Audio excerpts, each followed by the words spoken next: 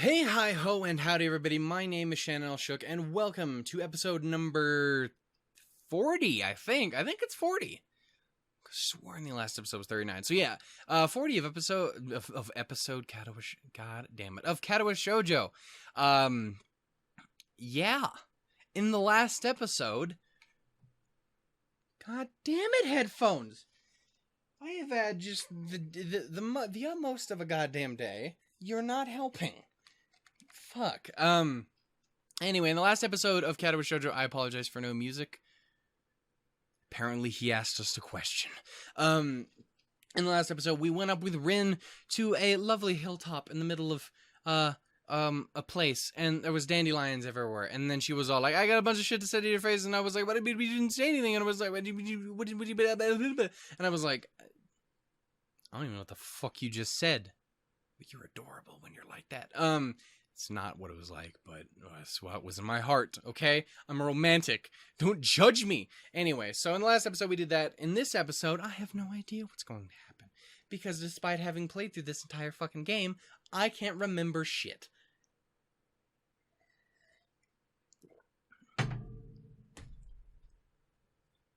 So yeah. Anyway. I asked you a question, Nakai. I shake my head to fend off the dazedness. Motherfucking head. I swear to God, I'm gonna stick you in a goddamn paper shredder. I don't even know how it's gonna work because you're way too fucking big for that. I don't even own a paper shredder. Fuck you. The teacher is looking at me, as is everyone else in the class. I call Child Protective Services, and I don't even know what that means. Okay. Sorry, I wasn't paying attention. What's the distance between... Never mind. Different question. Why are you here in this class? To, learn about physics. Yes. Well, no, but that's the answer I wanted to hear. To acquire knowledge is the secondary reason for you being in the school. The primary one is to learn the rules of society, the norms and ethics that govern your everyday life. You don't come to school for the classes, you come to interact with the other people there. Your classmates who are your equals and the teachers who are your superiors. You learn how to form social contracts and maintain them. In other words, how to be part of society. The school itself is a microcosm of the entire society. Locke was the one who realized that, you know. School's not just a place for learning, and of all your kids your age, you guys should know better than anyone else. My brain just stopped working. He pauses for a moment and lets his eyes sweep of the class to see if the message is sunk in. Fuck you, headphones. Okay, you know what? I don't care. You just keep doing that? I couldn't care less. Anyway, moving on. No one else knows what's happening, but they know that I hate you. So that's all that matters. At the very least, it shut everyone up and got them to focus on him, captivated either by his voice or the sudden change of topic from physics to the philosophy of education. However, my classes, as you so aptly put, are a place for learning about physics. He points to me with a piece of chalk he's holding. So no sleeping during class. Got it, Nakai? Yes, sir. From the corner of my eye, I cast Shizune's scowl and Misha's barely contained a giggle. I sink deeper into my seat. I never ever fell asleep in class. Never once. I didn't fucking pay attention the slightest. I would just ignore that shit all day long. But I never fell asleep in class. I'm proud of that. After classes end, I'm the last one to leave the classroom. I close the door behind me and quietly make my way to the art room. Club time passes in relative peace and quiet. I sit in my usual seat next to RIN, but she doesn't seem to be in a talkative mood. She's even more distant than usual. Today we're going to draw still life, and get to choose from either a vase full of flowers, or fake flowers, or an arrangement of rock, sticks, and canvas. The teacher encourages us to gather around the preferred motif, emphasizing perspective. Texture and lighting is the key to fucking Christ. I look at RIN to see if she prefers one of the subjects over the other, but she just tilts her head, signifying nothing. The club members quickly shuffle their chairs around the classroom to get a closer look at the vase or the clutter. RIN and I both pick the flower vase, but only one of us seems to do any work. She's ignoring Namiya's assignment like she's suddenly started ignoring me, and has begun doodling something idly with her foot, not even really looking at what she's drawing. I try and catch her gaze, but she's looking out the window. It's kind of making me uneasy. Rin almost looks like she's asleep with the way she's leaning back against the chair with her legs rested easily on the desk. Now she's completely given up on her drawing. I was about to say, it's gotta be very fucking... Because, like, drawing with your toes and shit would be difficult enough as it is. But trying to work on a tall desk or something like that, I mean, your legs are kind of long. They're longer than your arms, right? Or at least in the positioning that they would be low. Either way, it just seems complicated to me. Like, I feel like you could learn how to work with the foot. It's the leg part, which seems like a pain in the ass to me. The more I try to relax, ignore her, and just be myself, the more it feels like I should ask if something's wrong. After club activities are over and others have filed out, Rin gets up from her seat and marches over to Nomiya with her unusual determination. I'll do it. Nomiya, who was humming to himself while sorting a box of pencils by hardness, turns around with a mixed expression of friendliness and incomprehension on his face. It's been far too long. I don't remember Nomiya's voice. What will you do, my girl? I've already forgotten his voice. That's gonna have to do for now, because I ain't looking it up. The gallery person. I can talk with that person. At least yesterday I thought I could. And today too. I think I want to try it. I'm gonna go all the way. The widest smile I've ever seen on any person's face lights up the teacher's features. He's almost literally beaming. Oh, wonderful. I'd almost lost hope. Such a hard-headed girl you are, but I knew that sooner or later you'd understand as well. I will call my good friend fucking Christ, what? Seonji, I think? Seonji and arrange a meeting. Now you'll need to show your work so she can estimate it. I've told her about you, but obviously you should talk face to face. This is so exciting, isn't it? I think that was kind of the voice. I can't remember. Nomiya is talking more to himself than to us and walking in circles around his desk, waving his hands around wildly all the while. He picks up his cell phone from the breast pocket of his jacket and flips it open with stylish movement, starting to look for the number to call. While he searches, he notices me staring and gives me a beaming thumbs up. I shrug at him, doing my best to not look smug. Nomiya finds the number and makes the call, turning away from us and lowering his voice once it goes through, even though I can still hear his excited tone. The call doesn't last too long.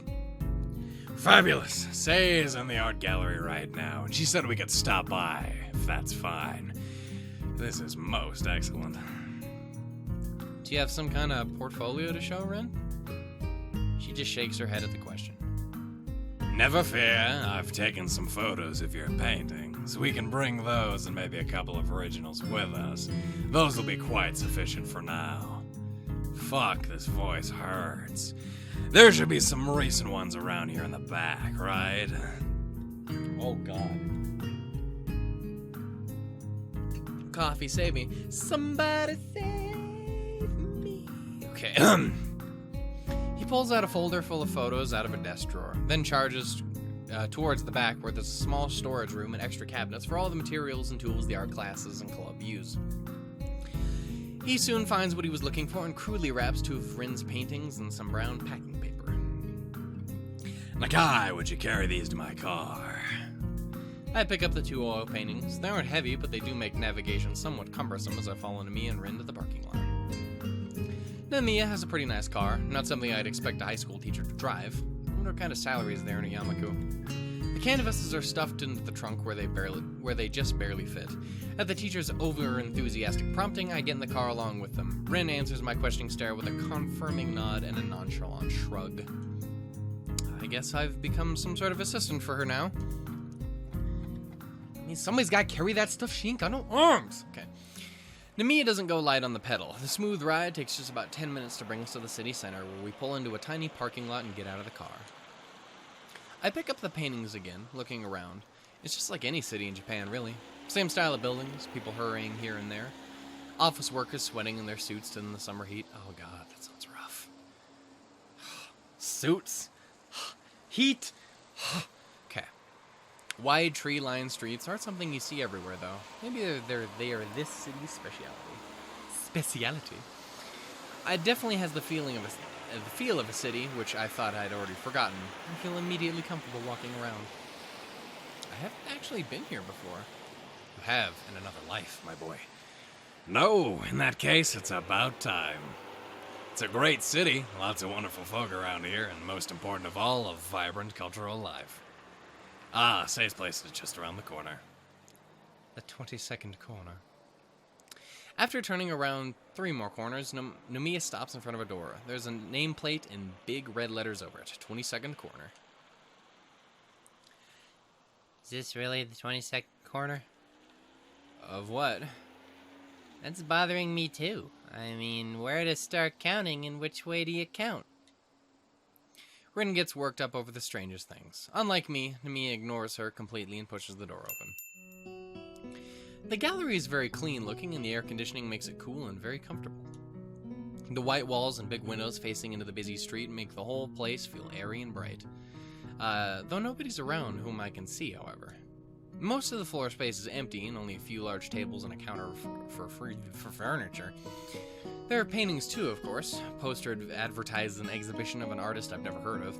Most of his work seem to be portraits or landscapes done in a more traditional style than Red's abstraction. Summoned by the bell at the door, a lady who looks around maybe Nomiya's age comes from around the corner. She's dressed in a sharp suit, her straight dark hair and a perfect ponytail behind her head. What is a perfect ponytail? Is there such a thing as an imperfect ponytail? You fucking judgy bastards!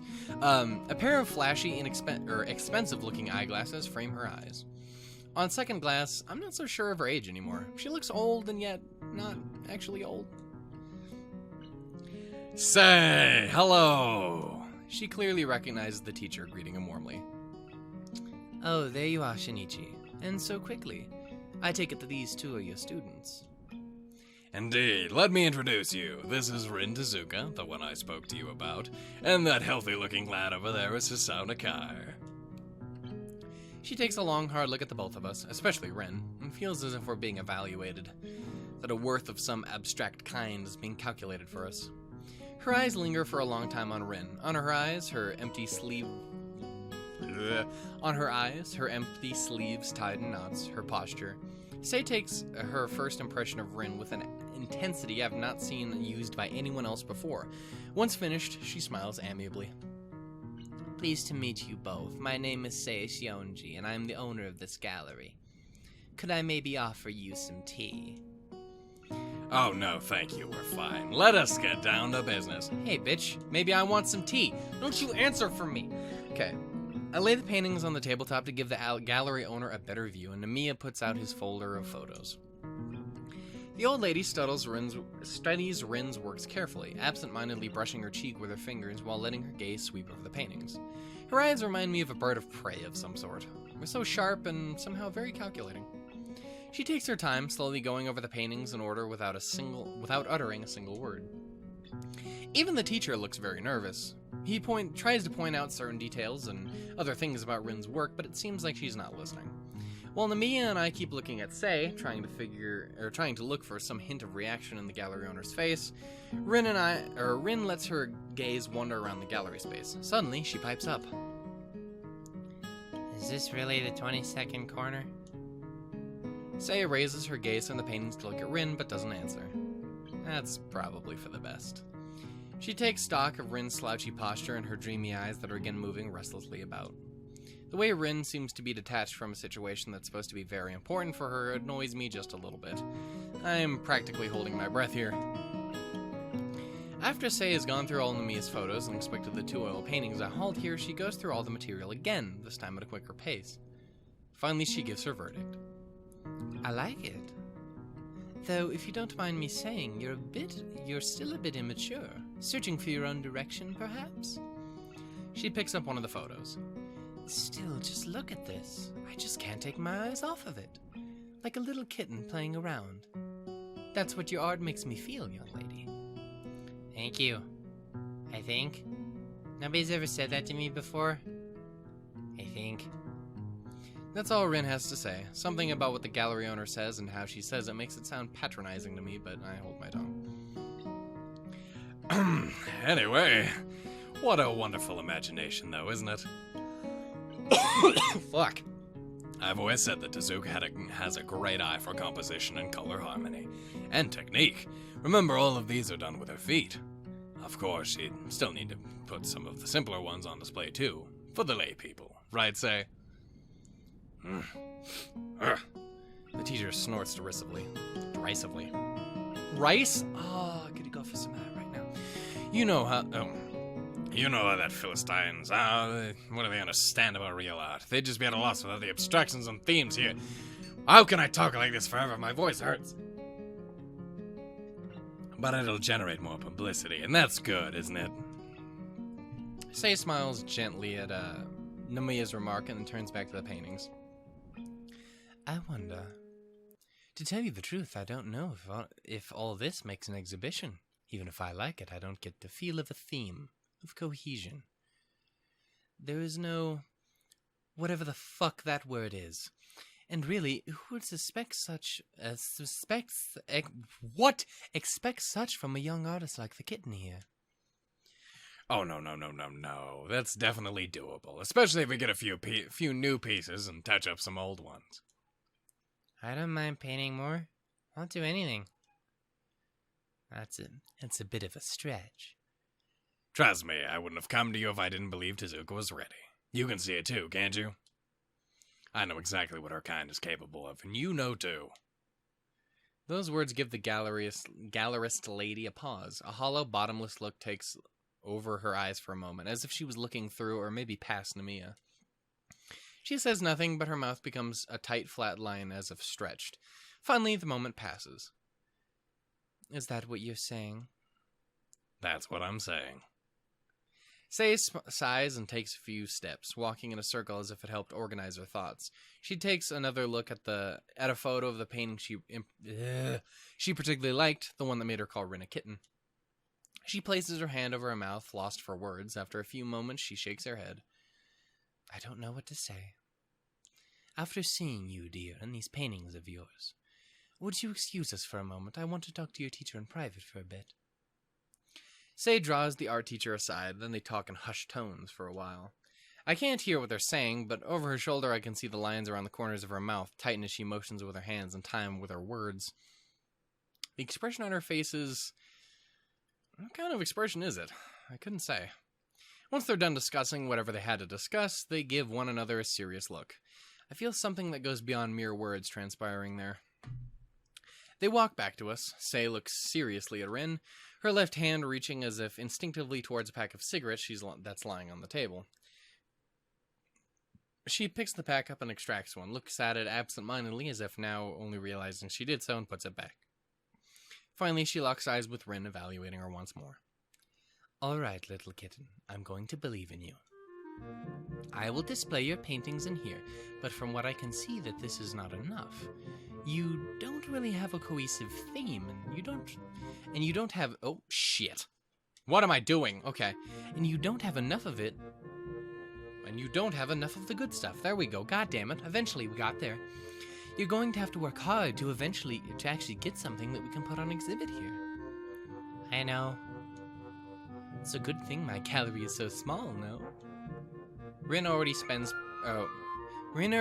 pretty much every free waking moment she has painting. How is it possible to work any harder? She'd have to skip classes to do more than she already does, and how can anyone work that much? Silence falls in the gallery after my words. Sei looks at the art teacher, who is looking contemplatively at his star student. I look at all three of them, confused. It's doable. What do you mean?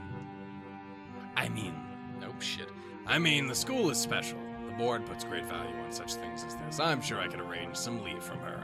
It's not unprecedented by any means. I'll discuss it with her parents, too, but they've been quite supportive. However, it might be a bit of a stretch to get working space for her at the school if she's not actually going to attend classes. Classes? What? Actually, I was thinking about this before, but do you use the place upstairs for anything? No, I don't. Haven't since back then. It's more like a landfill than an atelier now. Upstairs? I own a small atelier apartment on the top floor of this building, but it hasn't been in use for... goodness, it's been so long, hasn't it? Her eyes leaped to Namiya, who has a strange, muted expression on his face. Indeed. What do you think? Even Namiya, in all his brashness, has trouble coming straight out with the question. Say, of course, sees through him and throws her up her hands, sighing deeply. I guess I can't say no, can I? Very well. I'll lend you the use of that place as well if needed. It's not like I really use it.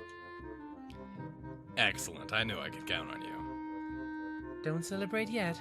It really is a mess, so don't be shocked when you first see it. However, you can use it as you see fit. Since it's an atelier, it already has easels and things like that. You'll only need to bring your own tools and materials and somehow to clean it up a bit. It's not habitable, though, so I can't let you live there. I doubt your school or parents would allow that in any case. Okay. However, it's convenient to crash you overnight if necessary. I won't mind. Most excellent, isn't it, Azuka? He enthusiastically pats Rin on the shoulder, laughing in relief and happiness as if all this good fortune landed on him personally. Sei smiles as well, perhaps more amused by the teacher's glee than anything else. Oh dear, Shinichi, this really is like back then. Are you sure we haven't bitten off more than we can chew? She looks at Rin, who seems to be oddly subdued despite all this. I hope it will be worth it, kid. She holds out her hand as if to shake Rin's, but realizes the impossibility and quickly moves to pat her on the shoulder. Rin looks back at her silently, her eyes serious and impenetrable like the dark of the night. Not really any of those either, because there's no word for it unless I invent a new one, which is not really useful, so I've been thinking of doing things is better than saying, so maybe because yesterday I took those pills and I was feeling a little strange, I might have done something I shouldn't, besides I don't even know if it would have been better, and I just could say the thought that there's no telepathy that's real telepathy in there. I think that's terrible and useful at the same time, but right now I wouldn't mind because misunderstanding is so easy, but understanding is not, and I thought... Fuck.